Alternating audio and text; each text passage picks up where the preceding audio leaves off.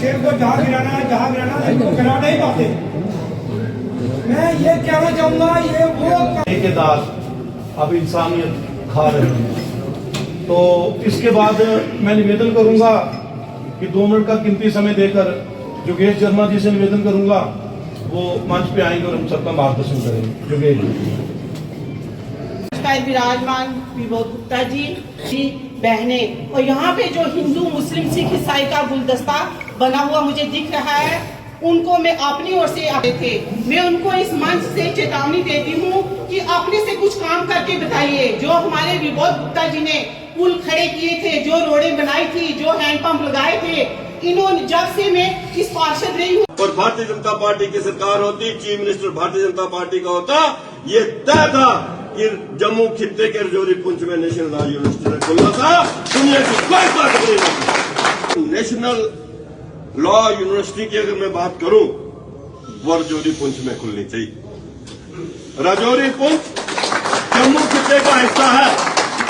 जम्मू की जब हम बात करते हैं तो रजौरी पुंछ उसमें आता है, डोडा भद्रवाह किश्तवाड़ उसमें आता है। इसलिए हम ये कहते हैं कि नेशनल लॉ यूनिवर्सिटी जम्मू खित्ते के रजौरी पुंछ में खुलनी चाहिए।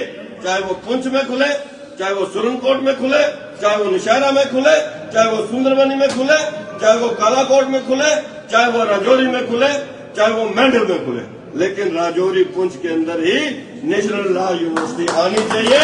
और इन 7 एमएलए से हम पूछना चाहते हैं, मैं पूछना चाहता हूं इन 7 एमएलए से कि अभी तक आके इसके ऊपर कोई स्टेटमेंट क्यों नहीं आई?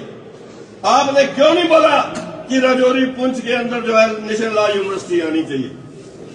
साथियों, जिस वक्त चुनाव हो रहे, उस चुनाव के अंदर भारतीय जनता पार्टी को यहां से 8 सीटों में से 1 सीट पे मैंडेट मिला।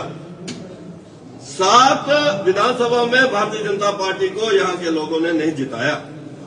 उस समय मैंने एक बात कही थी, मैंने कहा था राजौरी और पुंछ के लोग शायद कश्मीर की गुलामी करना पसंद करते।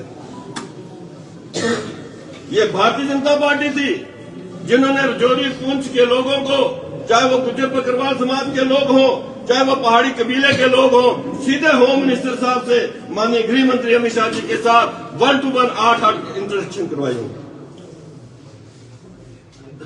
यही बात अब यहां साबित होती है जो मैंने बोली थी। अगर ऐसी मानसिकता हमारी ना होती, हम यहां से भारतीय जनता पार्टी को जिताकर भेजते। जम्मू कश्मीर में भारतीय जनता पार्टी की सरकार ने बनना था और भारतीय जनता पार्टी की सरकार होती, chief minister Bharatiya Janata party का होता, ये तय था कि जम्मू खित्ते के रजौरी पुंछ में नेशनल लॉ यूनिवर्सिटी ने खुलना था। दुनिया की कोई ताकत नहीं थी। लोहड़ी और मकर संक्रांति की सबको बधाई, शुभकामनाएं। लोहड़ी मिलन के कार्यक्रम से आज शहर के मेरे जो व्यापारी वर्ग है, काफी देर से मैं उनसे मिल नहीं पाया था, उनसे बैठ नहीं पाया था, उनसे बैठकर उनके साथ आधा कप चाय पीने का एक कार्यक्रम था। मैं अपने सब साथियों का धन्यवाद करता हूं कि टेलीफोन कॉल के ऊपर लगभग 200 के से ज्यादा व्यापारी जो हैं वो यहाँ पर आए, लोहड़ी मिलन में आए। और यहाँ पर जब आए तो वहाँ सबसे बड़ा इशू इस समय जो चल रहा है वो है कि नेशनल लॉ यूनिवर्सिटी का जो केंद्र ने दी है, माननीय प्रधानमंत्री नरेंद्र भाई मोदी जी और माननीय गृह मंत्री अमित शाह जी ने जम्मू कश्मीर को एक बड़ा तोहफा दिया है। पहाड़ी कबीले को एसटी का दर्जा देने के बाद जो बड़ा एक फैसला यहाँ पर आया है और उसको लेकर चीफ मिनिस्टर साहब ने कहा कि भाई ये कश्मीर में खुलेगी, जम्मू में तो IIT IIM आ चुका है। भाई जम्मू खाली जम्मू नहीं है, जम्मू खित्ते की जब बात होती है तो 10 जिलों की बात होती है, उसमें राजौरी पुंछ भी आता है, उसमें डोडा भद्रवाह किश्तवाड़ भी आता है। तो आप राजौरी पुंछ को दो ना। राजौरी पुंछ में ने आपको चीफ मिनिस्टर की कुर्सी पर बैठाया है, 7 MLA आपके जीत कर यहाँ से गए, आपकी कोलिशन के 6 नेशनल कॉन्फ्रेंस से, 1 कांग्रेस से। और अगर राजौरी पुंछ आपके साथ खड़ा ना होता, यहाँ से आपके सीटें ना आती तो आप चीफ मिनिस्टर ना बनते। और अगर राजौरी पुंछ ने बीजेपी को वोट, मतलब राजौरी पुंछ के लोगों ने बड़ा वोट बीजेपी को दिया है, सीटों में तब्दील नहीं हुआ। अगर राजौरी पुंछ 5 से 6 सीटें भारतीय जनता पार्टी को देती तो chief minister Bharatiya Janata party का होता और तय था कि भाई ये जो नेशनल लॉ यूनिवर्सिटी हमारे माननीय प्रधानमंत्री नरेंद्र भाई मोदी जी ने दी है, और जोरी पुंछ के किसी भी कोने में वो जो है वो खुलना था, चाहे वो पुंछ में खुलती, चाहे सोनकोट, चाहे मेंढर, चाहे बुद्धल, चाहे नौशहरा, चाहे कालाकोट, कोई भी हिस्सा है कहीं भी खुलती तो रजौरी पुंछ को एक बड़ा बूस्ट मिलता। मैं चीफ मिनिस्टर साहब को ये कहना चाहूंगा कि ये यूनिवर्सिटी रजौरी पुंछ में ही खुलनी चाहिए, और रजौरी पुंछ जो है इसका जो है हक रखता है, उसको उसका हक आप दें, क्योंकि रजौरी पुंछ ने आपको चीफ मिनिस्टर बनाया है और आज आप रजौरी पुंछ की बात नहीं करते।